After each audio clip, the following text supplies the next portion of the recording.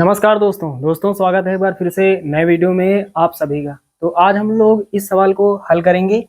इस तरह का सवाल बोर्ड एग्जाम में अक्सर पूछा जाता है। तो ये सवाल निर्देशांक ज्यामिति क्लास 10th का है।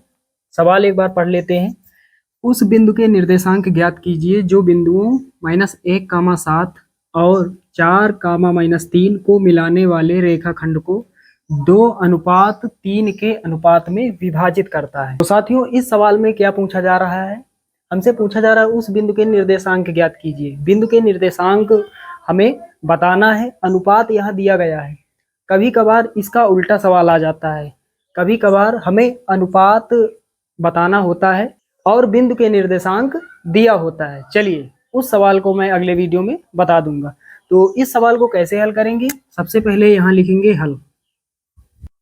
चलिए अब सवाल पढ़ते हैं। यहाँ पर लिखा हुआ है बिंदुओं -1, 7 और 4, -3 को मिलाने वाले रेखाखंड। मतलब यहाँ पर रेखाखंड की बात हो रही है। तो यहाँ पर एक रेखाखंड बना लेते हैं।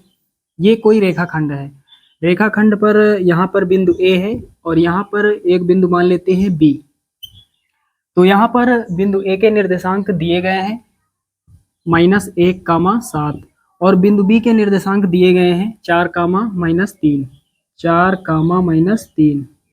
तो ये आप सभी को समझ में आ गया। उसके बाद यहाँ लिखा हुआ है उस बिंदु के निर्देशांक ज्ञात कीजिए। मान लेते हैं यहाँ पर कोई बिंदु है। यहाँ पर मान लेते हैं बिंदु P है। बिंदु P के निर्देशांक मान लेते हैं हम x, y। यहाँ पर हमने एक बिंदु P मान लिया। बिंदु P के निर्देशांक हमने क्या माना? x, y। तो यहाँ पर हमें x और y का मान निकालना है। यहाँ पर अनुपात दिया गया है। ये जो रेखाखंड है ये 2:3 के अनुपात में विभाजित है। तो यहाँ पर 2 और 3।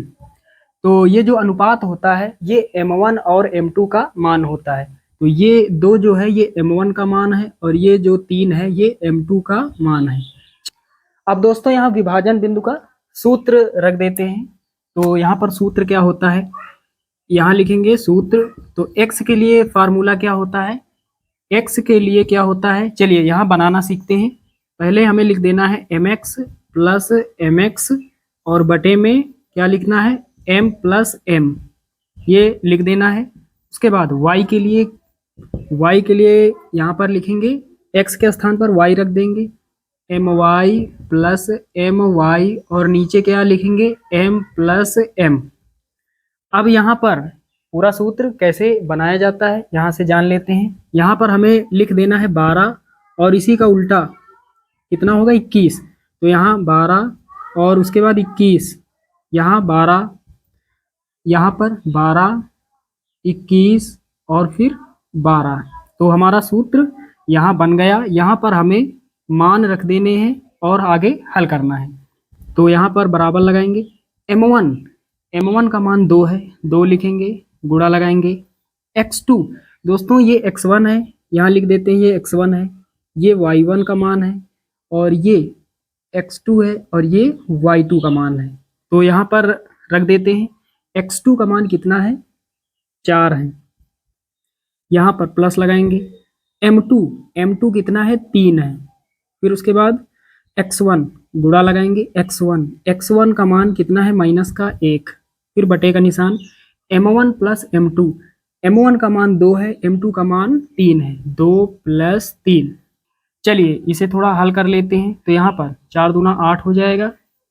उसके बाद यहाँ पर माइनस का गुणा होगा प्लस के साथ। तो माइनस गुणा प्लस माइनस हो जाएगा। फिर 3 × 3 और नीचे 2 + 3 5 हो जाएगा। आगे हल करेंगे। 8 में घटाएंगे 3, 5 बचेगा और बटे में 5 है। 5 से 5 कैंसिल आउट, कितना बचेगा? 1। तो यहाँ पर x का मान कितना हो जाएगा? x बराबर 1। x का मान हमने निकाल लिया। अब यहाँ से y का मान निकाल लेते हैं। बराबर लगाएंगे। m1 का मान कितना है? 2। गुणा लगाएंगे। y2 -3 प्लस m2 का मान 3 है, गुणा लगाएंगे। उसके बाद y1 का मान कितना है? 7। बटे का निशान। m1 plus m2 2 + 3। यहाँ माइनस है, पहले यहाँ प्लस है। माइनस गुणा प्लस यानी माइनस आगे आ जाएगा। 3 का पहाड़ा 2 बार, 3 दूना 6 हो जाएगा। प्लस 3 का पहाड़ा 7 बार, तो 3 × 7 = 21 हो जाएगा। और बटे में 3+2 कितना हो जाएगा 5। चलिए आगे हल करते हैं। प्लस का 21 है, माइनस का 6, घटा देंगे। 21 में घटाएंगे 6, 15 बचेगा। और नीचे कितना 5, 5 के 5, 5 तियाँ 15। तो यहाँ से कितना मिला 3। वाई का मान कितना प्राप्त हुआ हमें 3। तो साथियों हमारा आंसर आ चुका है। एक्स और वाई का मान हमने निकाल लिया है। रेखाखंड ए बी पर स्थित बिंदु पी और बिंदु पी के निर्देशांक हमने क्या माने हैं एक्स कामा वाई। तो एक्स कामा वाई का मान निकाल लिया है। यहाँ पर जो बिंदु होंगे 1,3 ये आंसर हो जाएगा। यहाँ पर आप सभी लोग अच्छे से समझ गए होंगे। चलिए दोस्तों मिलते हैं अगले वीडियो में, तब तक के लिए जय हिंद।